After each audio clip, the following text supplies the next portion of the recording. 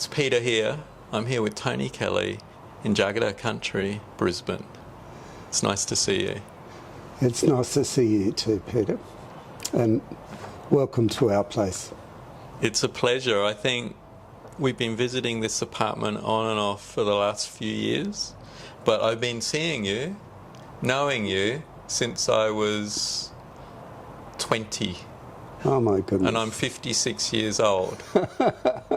So it's a long time. It's a long time. Yeah. Where are you? 80? Going on 80. I'm 79 now. So I think Will be that's 80. significant, and that's partly why we wanted to sit down and have this conversation. Good. As Anthony Kelly, commonly known for many as Tony. Yes. Why is it? Is it Tony or Anthony? It's both. It's both. I grew up in the 50s and particularly in the 60s when my professional life was beginning. You had to rebel against everything. So my family have religiously called me Anthony.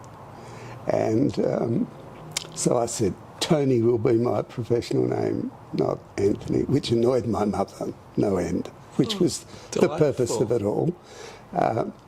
Anyway, so I launched really my career in the 1960s as Tony. And that career, part of what we wanted to do, is, like many of us have known you as our teacher in community development. We've got snippets of data, you worked at QCOS, or you were the manager or the CEO. I was the first director. The first director of QCOS, and you worked in the territory. But I have never heard how you found your way to community development. So I'd love to just hear that. Well, it was a convoluted journey. I came from a very Catholic family, and I had an uncle in an order of priests who were known for their love, really. The motto, the inspiration of the order was about love of people and so on. My uncle was of that order. Yeah. So at a very young age, I would see him when he came to visit his mother, my grandmother, who lived with us.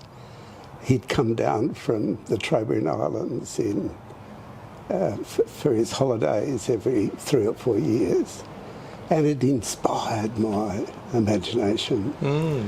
So I joined the order thinking that's really what I wanted to do. Yeah. So it had its origins really in the stories of development from my earliest childhood. So I joined the order,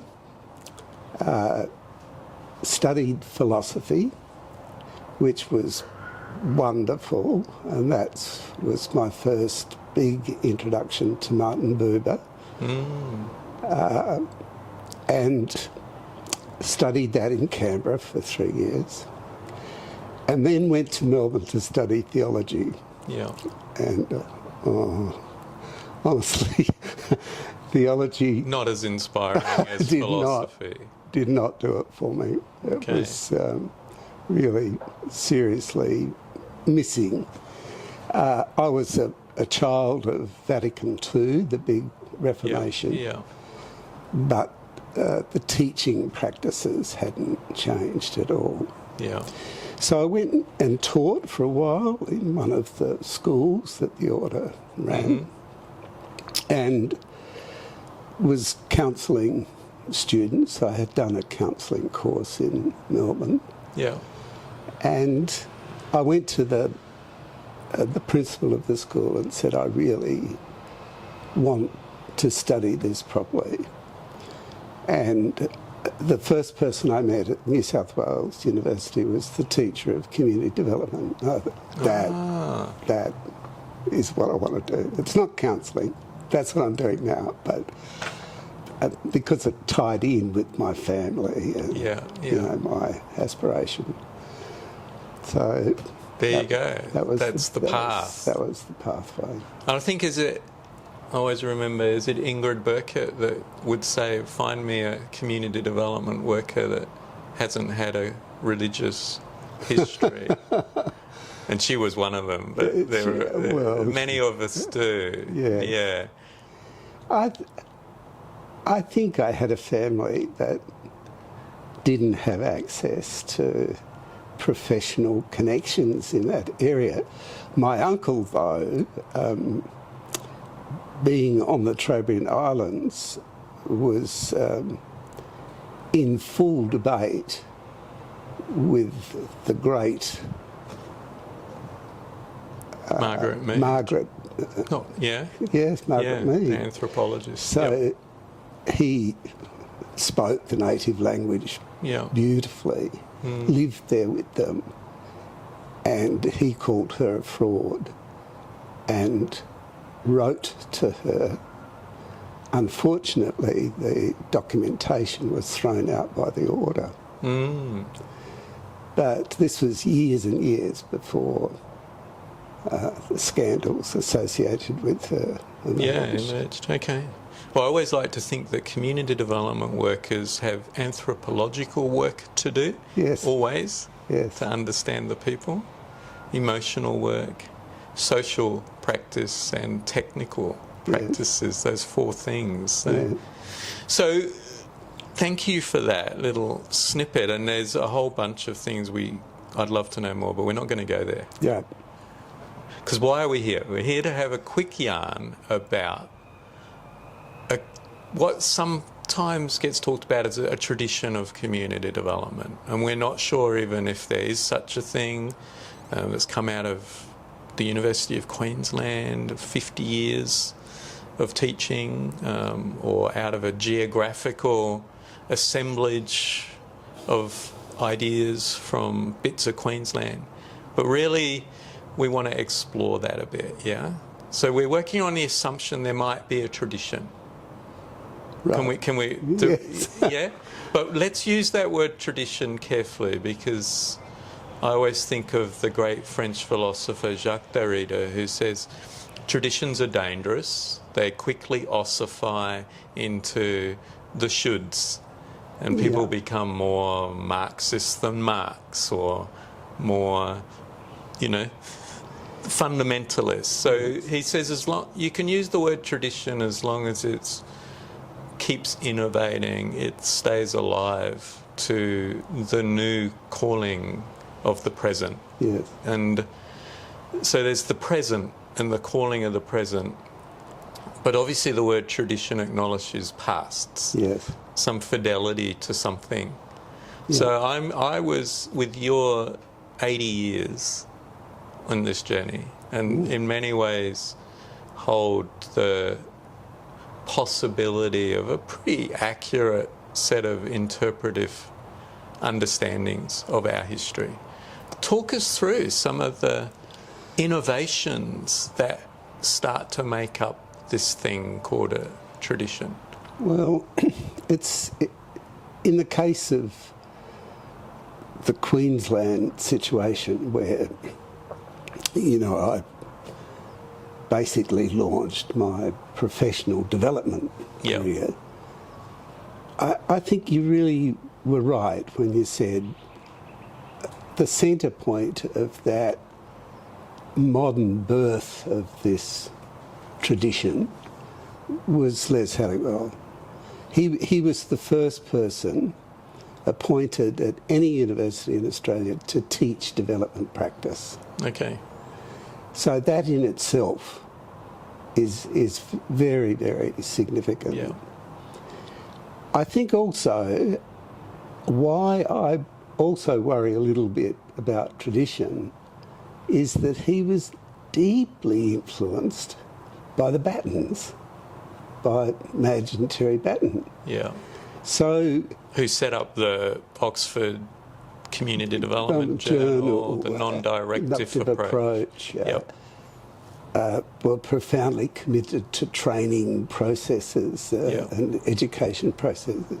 Now, they were in a decolonising context. So the non-directive approach made great sense to them. I think it made great sense. And when you say that, you're talking about like the British The British, they were from the colonial office. in India particularly. Yep. But it, I think, made personal sense to Les because he was a quiet person. He, in many ways, preferred to listen than to talk. He could talk very well, but it suited his personality as well. But it opened right from the very earliest years of its professional teaching practice, was open to the world, open to ideas. And he was also very committed to rural Queensland. Yeah. So it was non-urban. There wasn't an urban bias in it right from the start. It was open. So in terms of this assemblage of practices that might make up this tradition, you're saying Les is the beginning of the professional practice. Yes, the beginning of the professional side of it. There must have been, and there were, many, many people doing wonderful work. But I think from my perspective, and it's only a perspective, that's when I entered it, and that's when I think professionally it began to take. Yeah. So that's good, because this is our perspective. We're not telling any big... This is not research to the finest order. It's really a journey. Yeah. So after Les, or linked to Les? Well, Les was such an important character too, because right at the end of his career, the Whitlam era came into being, and he was given the task of helping to establish the AAP in Brisbane. He was given the task of what to do with the huge Brisbane City Council, how to break that up into more participatory parts. I think at that stage it was the largest local government in the world. So he was given very, very important pieces of work at the end of his career. And that's, of course, where he forged such a close link with people like Carmel Davison. Yep. So when he retired, sadly for me, he died very shortly after he retired. He helped his son establish some businesses, but then died too quickly. But another person came on the scene who had a transformative impact on me, and that was Siddhartha Dasgupta. Yep. He was a colleague of Gandhi. He was, as a very young person, he was the director of the Gandhian Institute in Varanasi, and he got caught up in political issues associated with Indira Gandhi, and so fled the country. Yeah. So when we hear about Queensland and the Gandhian roots, it's the Dasgupta connection. Yeah. And it was such an extraordinary experience. I was director of QCOS at the time, and he knocked on the door. This funny little Indian fellow knocked on the door. And he sat down and introduced himself and said, do you know anything about Gandhi? And I said, oh, a bit of a hero of mine, but no, I can't say that I studied him in high school and so on. And he said, well, Gandhi had a phrase. He had many phrases, but one in particular that I want to apply now, that if you're in jail, you've got to convince your jailer to give you their keys so that you can walk to freedom. And you're my jailer. I thought, oh, that's not a really nice thing to say. And he said, no, don't worry. He said, I want to do business with you. I want to do business with you.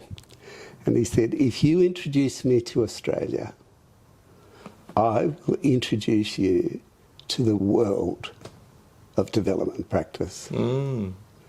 And of course, he was friendly with Paulo Freire. They were very fiery colleagues who were constantly at each other's throats.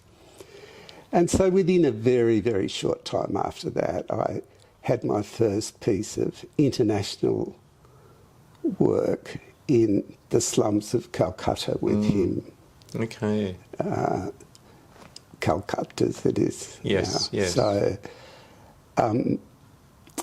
So it was a profoundly important experience.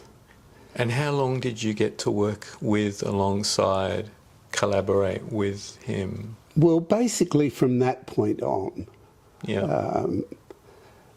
we did lots of work here. He was constantly having international colloquiums here for the UN and other pieces of work.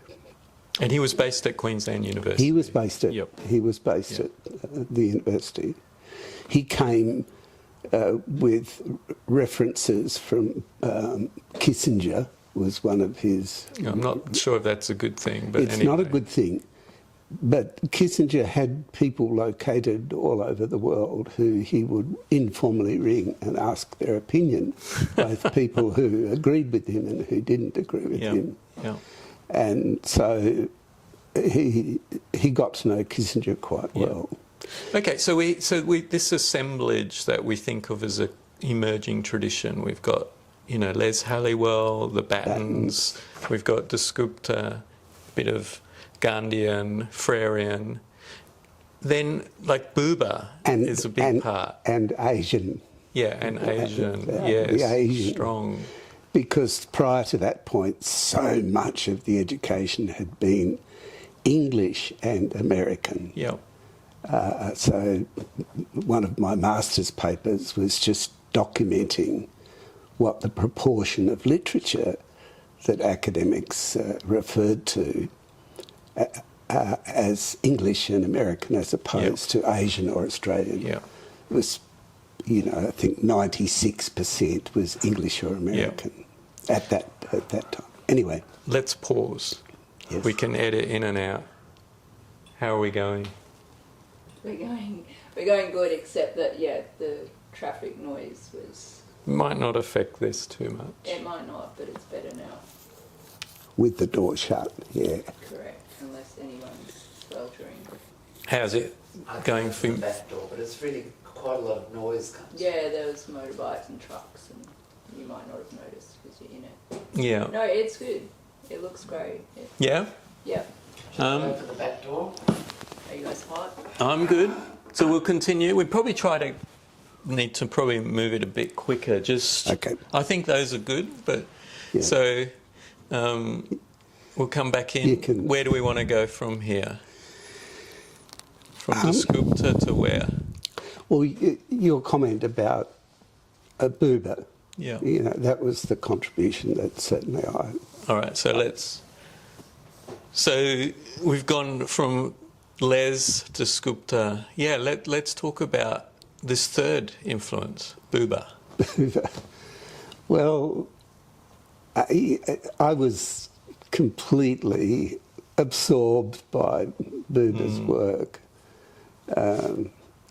enraptured by the poetry of his work as well as the idea of it all. Although my wife Rachel and I were trying to reread some of him the other day, we were like, wow, it's pretty hard to get. It is. And that's what I loved about it, because you could read it and then 5 years later, read it again and get a completely different take on it. So I loved it. But it was the dialogue. It was the dialogue. And what part of it really interested me professionally was that I thought we could make a methodology out of it, that it wasn't just some ideas that were put together. You could get a rhythm into the work itself. Yeah. So that's really why I, really wanted to explore. Yeah, and this, I think, in many ways is your significant Yeah, contribution, yeah. like frameworking and methodology. Yeah. Okay, so yeah, like this assemblage then, we're starting to understand the connections, Les, Dasgupta, Buber, your real deep understanding and explicating of Buber. Yes. What are some of the other key components of this? Well, the other big component for me, and if I can hold on to, my journey through Yep. it all, was having 2 years of work with Aboriginal people in the Northern Territory. Yeah, It was a profound experience, and I can tell stories about that, many stories about that, but one in particular was sitting on the banks of the Todd River, crying my eyes out with the poverty and the hurt of it all. And one very wonderful old Aboriginal man put his arms around my shoulders and said, "You're here to help us. You're crying for yourself at the moment. Let's get on with it." yeah. Acknowledge the tears, but let's not stay there. No.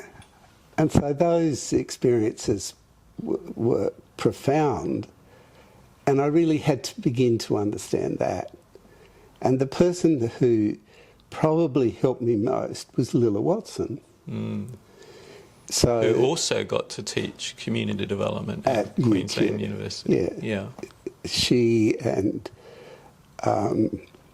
Matt Foley and myself were forces behind establishing the Centre for Aboriginal support processes, Aboriginal Island support processes at UQ. She was the centre figure Yeah. of that, of course. And she said, "Well, you've got to read Fanon. Frantz Fanon. So yeah. you won't make any progress as a white fella unless you sort of really professionally go into that area, that history, our history is not a history of the past. Our history is present Yeah. in the moment now. Invasion is happening now. Yeah. War is happening now. Poverty is happening now. And our liberation is also happening now. And in 6 sentences, you can have all of those moments of history. And once that profound insight came, I thought, here is another significant understanding of how to work with Indigenous peoples anywhere, Yep. not Yep. just here in our own. Well, and I certainly remember as a young student, you're asking us to read Buber. It's like, well, that's fascinating and hard. And then you like Wretched of the Earth, and that's like even harder. But yes, making sense of that, how we understand colonisation and decolonisation And the processes of that. interweaving. Okay. So, again, a very powerful Yeah. influence. And Fanon is present in this so-called Absolutely. emerging tradition that Absolutely. we're trying to understand. Absolutely. Yeah. And we feel very uncomfortable about Fanon, and this is where we reach out and reach back about his views about violence in it all. And so and with the Battens too, we reach out and then we reach back, and then we've got to go forward as well as touch these great people that have helped us in our journey, because they were all limited. Okay, so we've moving from Fanon and Lilla Watson, this emerging, I call it an assemblage of innovations that I think somehow come together. It's Yeah. true. Yeah. There's very peripheral parts to it too. It's sort of being introduced to art and music that, say, Sandra Sewell, Yeah. incorporated. But I'd like to move now more away from the academic development of ideas that influence practice right into a group of which you were part of, which is the West End group, the Waiters Union and others, who were really exploring, Jean Varnier's idea of hospitality and a Christian tradition of selflessness and service and so on, I think they had an extraordinarily powerful Yeah. influence on authenticity, keeping the tradition grounded in real stories and real people, and Yeah. so Well, I always think of Dave Andrews in Yeah. particular, and around the hospitality contribution, the community development as hospitality. Whereas I think of you, Anthony Kelly, as community development as dialogue and participation. So, yeah, absolutely. So, I think Penny, when she was alive with Neil, their practical contribution, I think, was immense. And at her funeral, the absolutely packed church of people whose lives that they'd touched was a memory that I'll take to my grave. Yeah. Yeah, so that we're talking about Penny and Neil Barringham, a place to belong, Dave, and that, and the intersection there. See, I think when that Waiters Union network, strong links also to the Gandhian tradition because of Dave Andrews' links to India, and there was a lot of, therefore, affinity with what you were teaching. That the means and the ends, congruency. There was real crossover there. Yeah. What we didn't link up at times, which was in some ways quite sad, was I also had an extraordinarily wonderful relationship with Mike Dendell. And he was, he ran a coffee shop. And these people in the coffee shop used to come to his coffee shop in East Brisbane, and they discussed international development work, and they were a little subgroup of Community Aid Abroad.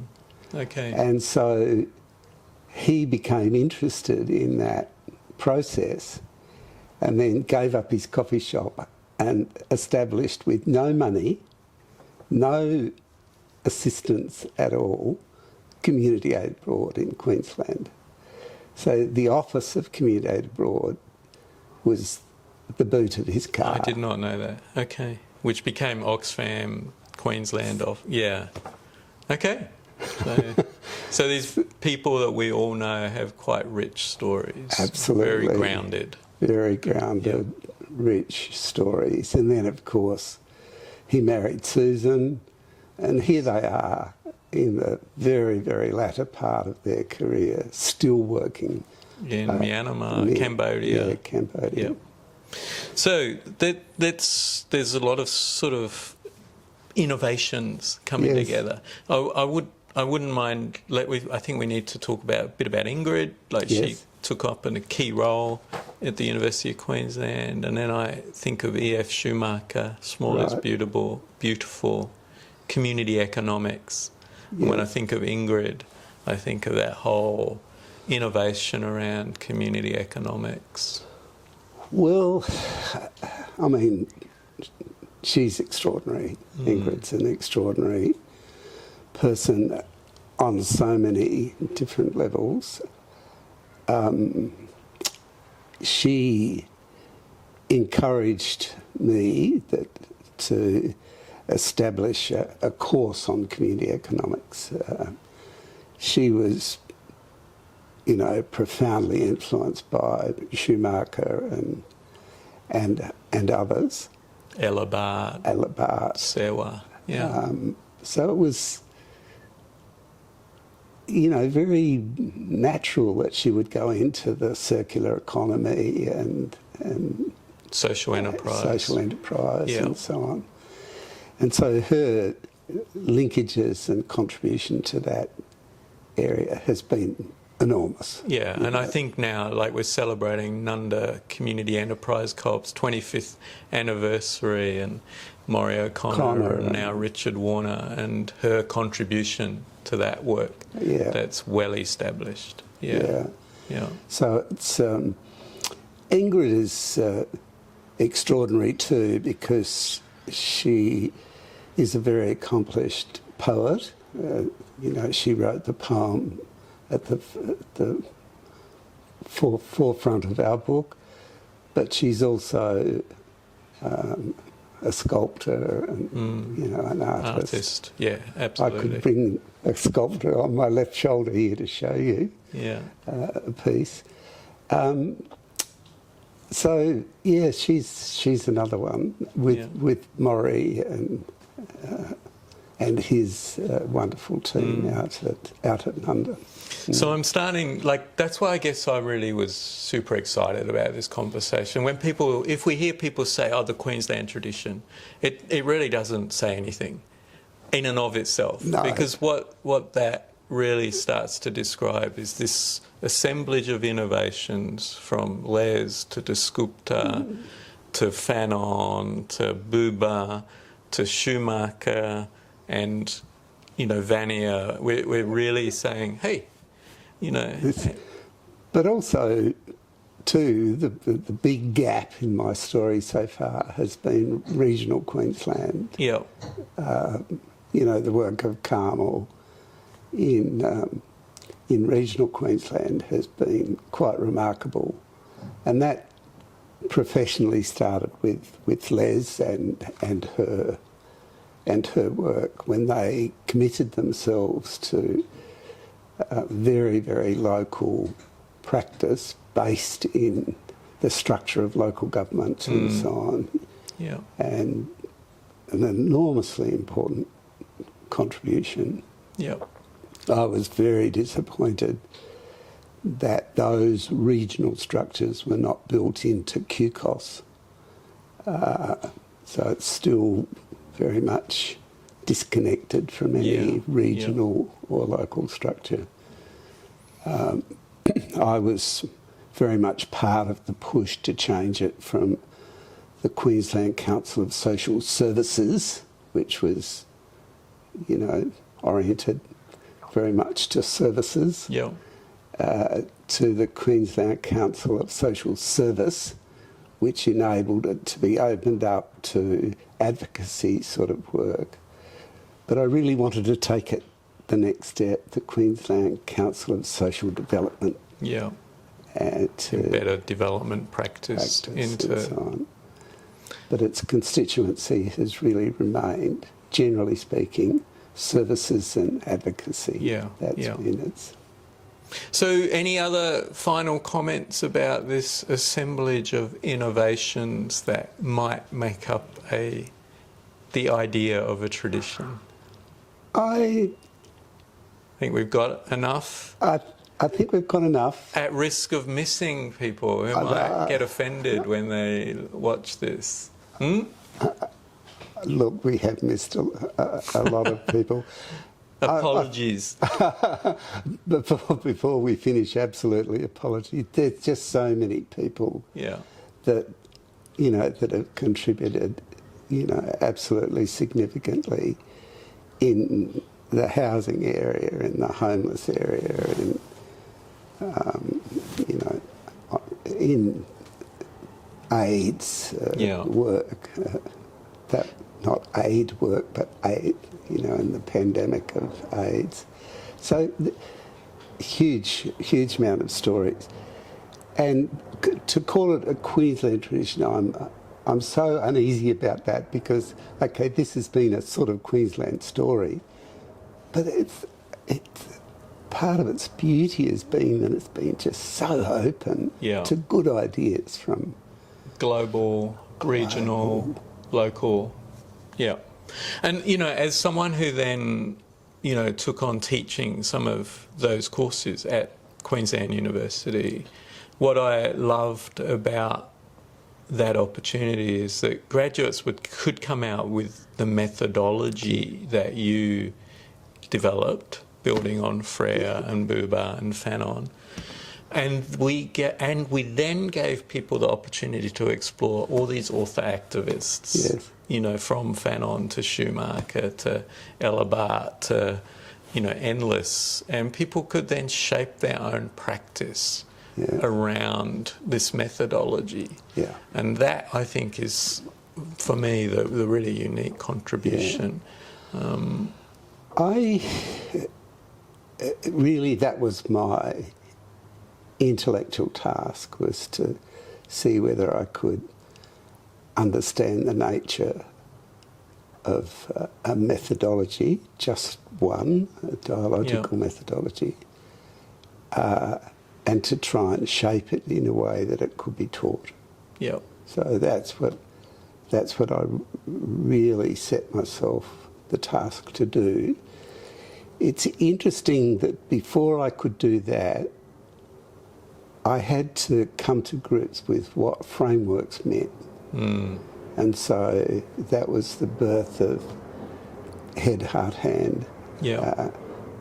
Being able to teach, to show a framework that was not a great person of Buber or Freire or Sagata. It was Sandra Saw and Anthony Kelly. It was me, Yeah. and for all its vulnerability and that, it was me. And you can do that. I can do it. But then I wanted to really push it further and sort of say, okay, everybody can have a framework, but we've also got to have a way of doing it that can explain to people what we do, how we do it, why we do it. What we do it. Yeah, and I have taken that from you, Tony, that if somebody says to us, well, what do you bring as community development workers? If we can't articulate that confidently, then we don't have a disciplined profession. Yeah. Yeah. And even though, and I might, I see community development as a citizen and a professional project. Right. And that's what we haven't mentioned Ivan Illich and deprofessionalising, disabling professions and the anarchist tradition.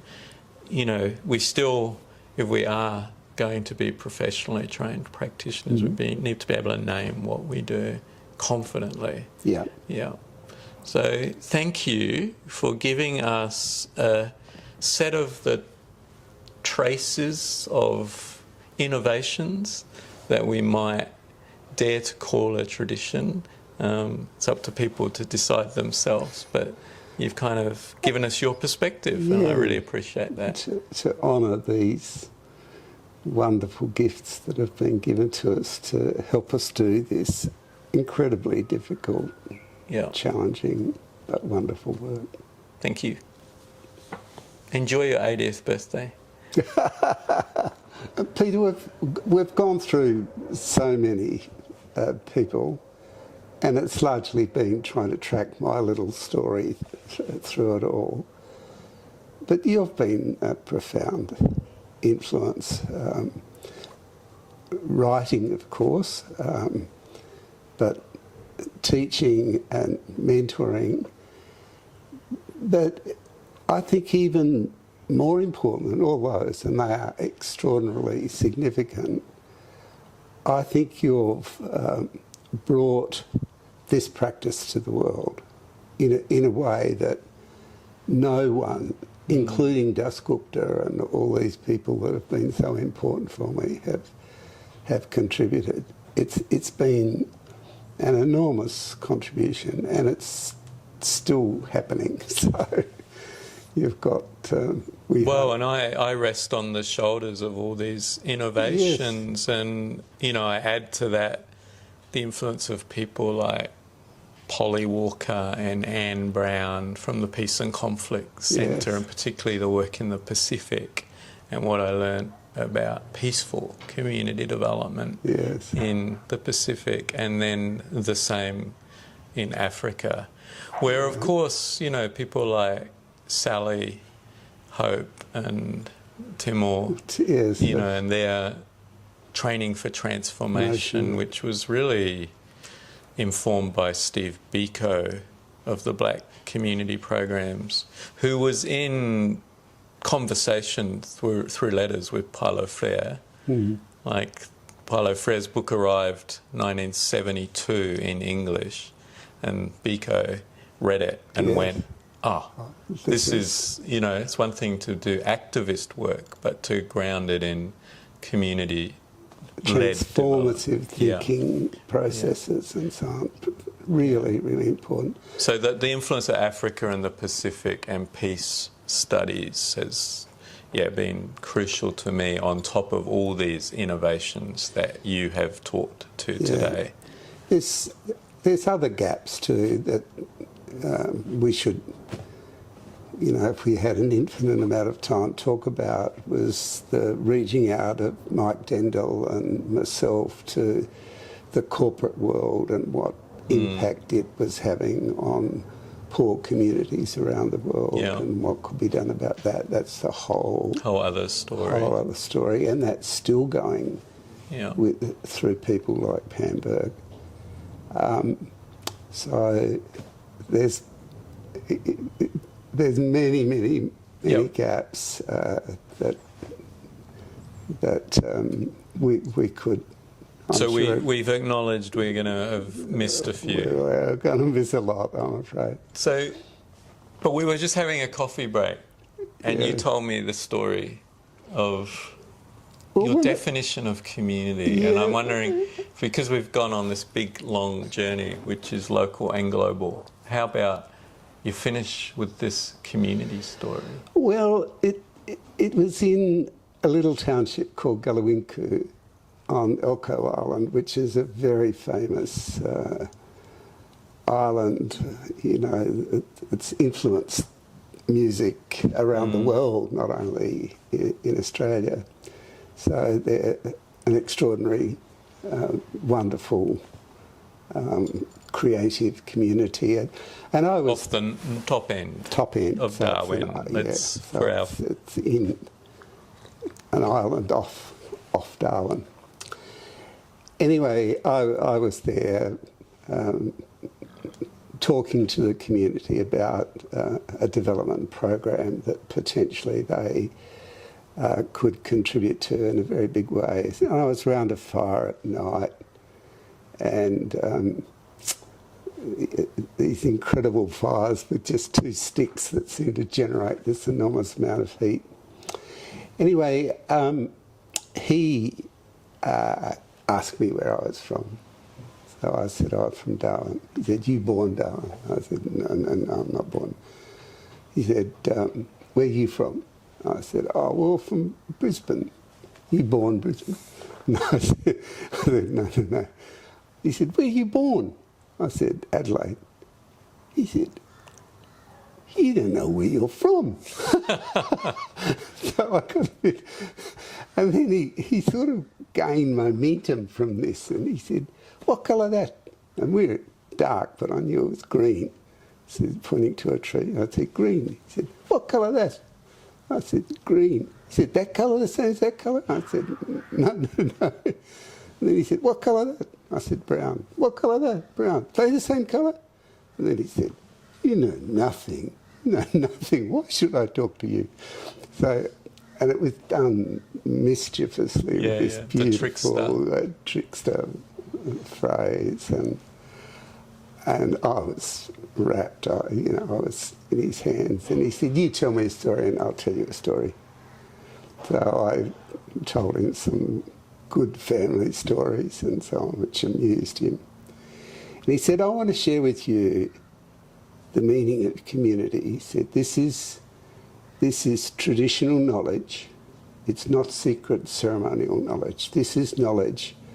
Once you've been given it, it's your obligation to share it. Yeah. And of course, those old fellas, they speak with their eyes, they speak with their hands as well as their...